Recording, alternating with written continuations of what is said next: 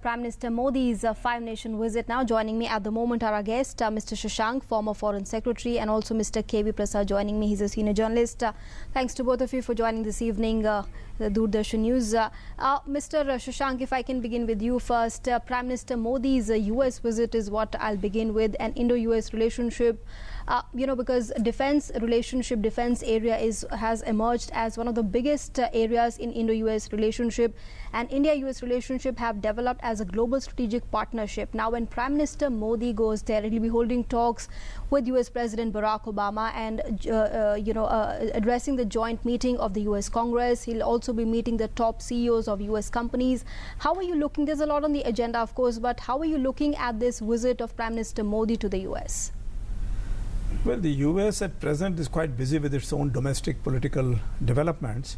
Elections are due later in November. So the mood there is of some kind of a carnival where the two major parties are just carrying on a campaign against each other, and even within the parties, all kinds of candidates are speaking against each other. So therefore, the focus of attention generally is within the US own affairs. Secondly, there are, of course, great pressures being mounted on the government and on the new candidates on the question of unemployment, job losses, and the problems which are occurring in the Middle East. So therefore, they would be quite happy, President Obama is quite happy in his last year in office to receive an old friend like President Modi and Prime Minister Modi, who would be there talking to a large number of people. He has been given the opportunity to address the two houses of Congress, and that is something very important because it has been done previously also. Yes. But to do it now, when they are not receiving many foreign visitors, and when foreign visitors are not being encouraged to mobilize support within the Congress to address the Congress. So here I think that has been given as a special case. Secondly, we should say, as you rightly said, that on the defense cooperation we have seen a lot of new developments. So the Defense Secretary Ashton Carter was here recently, and he tried to prove that India-US relations would be on the same pattern as between US's most valuable allies. So that is something important. But it also means that India has to cross several new milestones in proving its worth to this for this kind of relationship. So what is important is that India has to prove that we have a certain vision for India, for Asia, and that vision must be taken into account by the US when we are thinking in terms of encouraging better defense cooperation. So, Mr. Shashank, then what are you foreseeing as the big takeaways from Prime Minister Modi's visit to the US? What would you say the major highlights or the big takeaways from this visit would be? In foreign relations, generally there is a bipartisan development, and a foreign country should not try to play on the differences within the political parties in the United States. So therefore, I see that if the Prime Minister is meeting the CEOs of the major US corporations, if he is meeting the heads of various think tanks, so he is really reaching out to a very large number of people, the intelligentsia, the business community, and people who can try to put across the viewpoint, and then the Congress, of course. Yes. So he is really having a very wide-ranging interaction, which is extremely important at this age, at this stage of the US-India relationship. So I'm quite sure that as and when the elections are over, then this visit would be counted as one of the important ones which prepared the ground for taking our relationship to a higher stage. All right, so to lay the groundwork for taking the Indo-US relationship to even a higher level. All right. Mr. Prasad, talking about the Afghanistan visit of Prime Minister Modi, that is beginning tomorrow. Now, Prime Minister will be inaugurating the Afghanistan-India Friendship Dam that's been built with India's assistance. How are you looking at this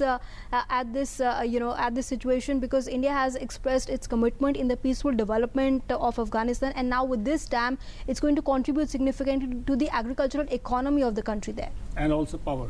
And also power, and yes. Bring the Herat and of course, region. people are very elated with this inauguration. Because it brings progress, and the kind of commitment India has shown in capacity building of Afghanistan, not just in question of power, is also irrigation.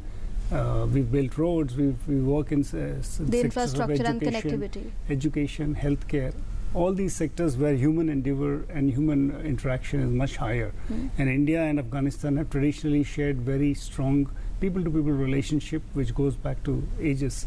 So I think this only takes that forward. And Prime Minister's visit comes none too soon, because very recently he was there to inaugurate the building of Parliament of Afghanistan, and now comes this Salma Dam, which has now been rechristened as India-Afghanistan Friendship Dam. So that is India's commitment to the welfare of the people of the region. And that's what's important, because India has had a different role in Afghanistan, unlike many other countries who involved themselves in other stages. India has always worked for the welfare of the people of Afghanistan and capacity building. This is a demonstration of that. All right. And also talking about Prime Minister's visit to Switzerland, now that's going to focus on the automatic exchange of information related to tax issues.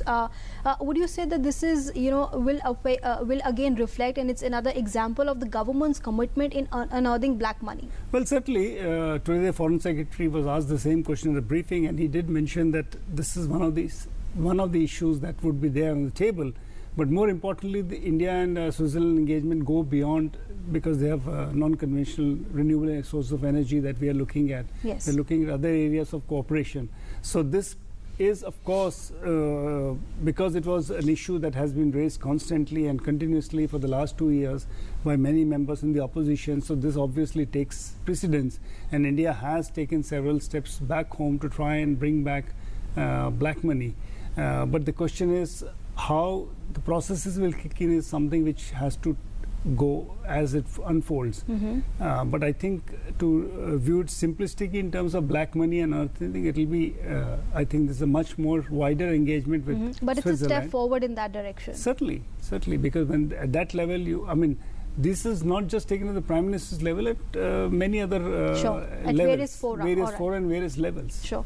Mr. Shashank, now talking about India-US relationship once again, India-US relationship with this visit of the Prime Minister is of course going to get stronger and of course going to get even greater momentum. But having come together on various issues like terror, because India-US recently signed a pact on exchanging data on terror-related issues, coming together on issues like terrorism, which concerning the whole world. Climate change is one issue that both India and US have a common stand against, again at the issue. So coming together on all these issues, it's of course going to strengthen the relationship between both the countries. Yeah, actually the strategic partnership between India and US is really based on the issue also of the climate change and to provide clean energy to the people. Sure. And both of the countries are committed fully to this purpose. Only thing is that yes, we are taking certain kind of internal measures to achieve these goals, but we don't want to be pushed by other countries that they don't accept any goals. They are the ones who are going to spoil all the atmosphere, have been doing it all this time. And they now, in order to divert attention of their own people, they try to put pressure on us. So therefore, that is the only difference. Otherwise, we are between totally the on the same developed page. and the developing world. Between developed and developing world. And that's why sometimes we have formed common causes in the basic group or some other countries from the developing side. The other part, of course, as you are saying on terrorism, this is a very important matter that what we have signed now. Now, India's, beg your pardon, US's State Department's report that's coming out on Pakistan as well. Yes. So there are two major differences. One is that USA now finds itself in a position to frankly assess Pakistan's duplicity in saying one thing and doing something completely different. Its seriousness in tackling the issue. Well, there are a lot of problems within Pakistan, but more than that, there doesn't seem to be any seriousness about tackling these issues. So, in fact, Pakistan state is being eaten from inside by termites. Sure. So they have to. So US has to call spade a spade, which they have done now. They have also now tried to exchange real-time information with India, which will be important, and also provide automatic exchange, which is which we found. Let's say in Headley's case, he had all the information that attack is going to take place in 2008, but he never passed on that information.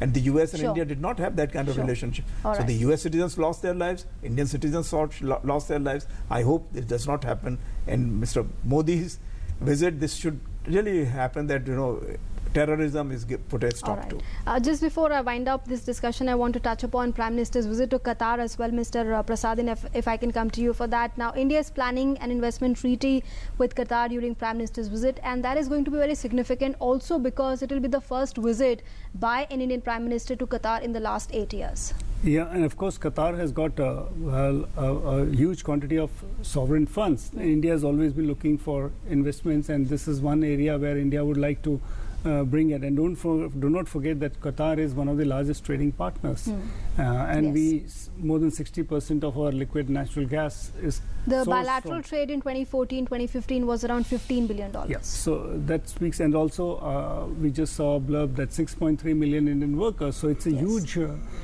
Indian people who are working there. So India would be very keen to ensure that the kind of level of engagement remains with Qatar as high. And remember, this is the fifth country in the region, or fourth country in the region, the Prime Minister visiting in the last. Yes. It went to Saudi Arabia, had gone to UAE, went to Iran. So Qatar, so it's an important. Doha. West Asia is our very important kind of Indian focus remains on that. So this takes that forward. All right, Mr. Prasad and Mr. Shashank, thanks very much for Thank joining you. us and sharing your perspective with us Thank here on you. Doordarshan News. Thanks very much.